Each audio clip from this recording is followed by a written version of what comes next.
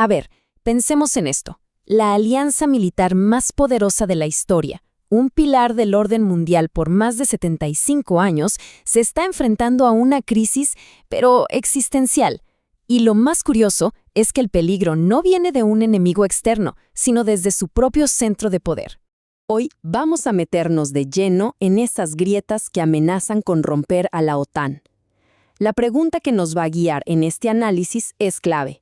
¿De verdad estamos viendo cómo se derrumba la cooperación entre Europa y Estados Unidos, tal y como la conocemos? Y bueno, el catalizador de esta crisis tiene nombre y apellido.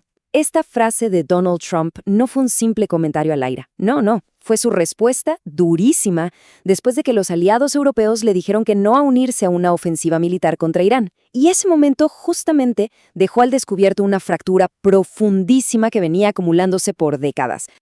Pero para entender qué tan grande es esta crisis, primero tenemos que recordar la historia que siempre nos contaron, o sea, la versión oficial de por qué nació la OTAN. En 1949, 12 países firmaron un tratado que, la verdad, era sorprendentemente corto.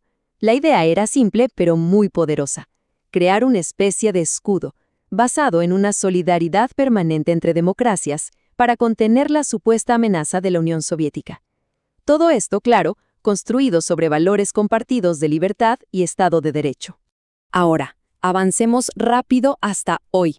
Ese escudo, ya muestra unas fisuras bastante evidentes.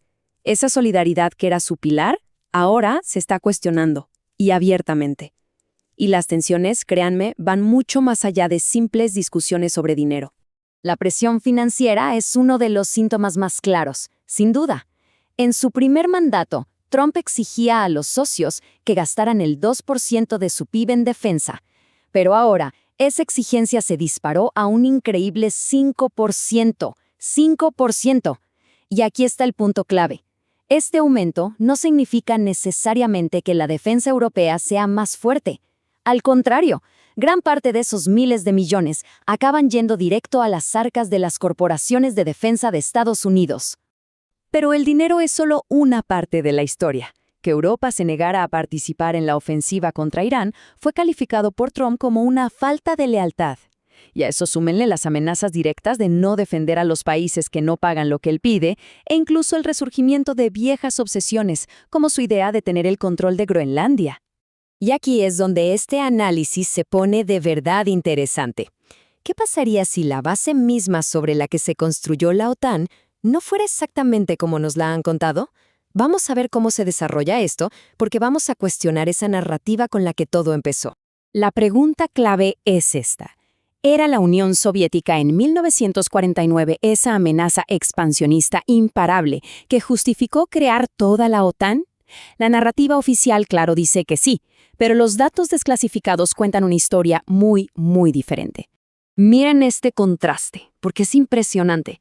Mientras la versión oficial nos hablaba de una invasión soviética que estaba a punto de ocurrir, los propios informes de inteligencia de Estados Unidos de la época, que hoy son públicos, pintaban un cuadro totalmente distinto. Hablaban de una Unión Soviética devastada, con 27 millones de muertos después de la guerra. Había reducido su ejército de 11 millones a menos de 3 millones de soldados.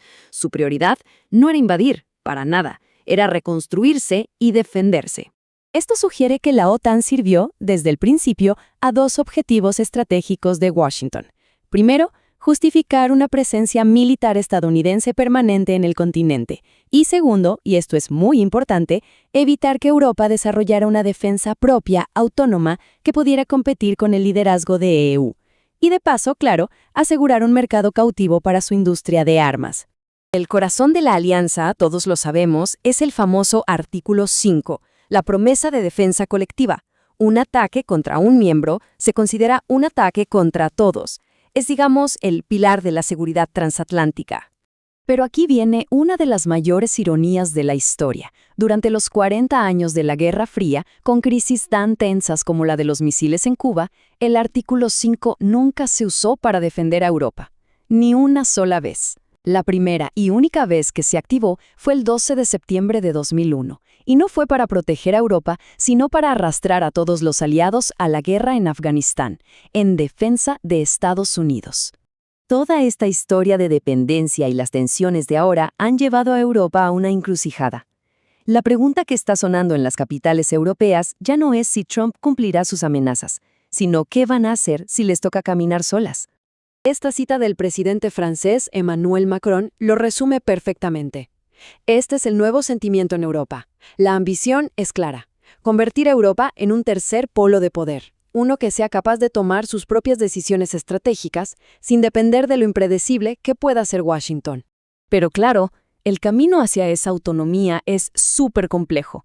El principal obstáculo es tecnológico. Una defensa autónoma no se trata solo de tener tanques y soldados, ¿eh? Se trata de tener el cerebro digital de un ejército moderno, el sistema de mando, control e inteligencia, el C4ISR. Y hoy por hoy, Europa depende casi por completo de la red de satélites e inteligencia artificial de Estados Unidos.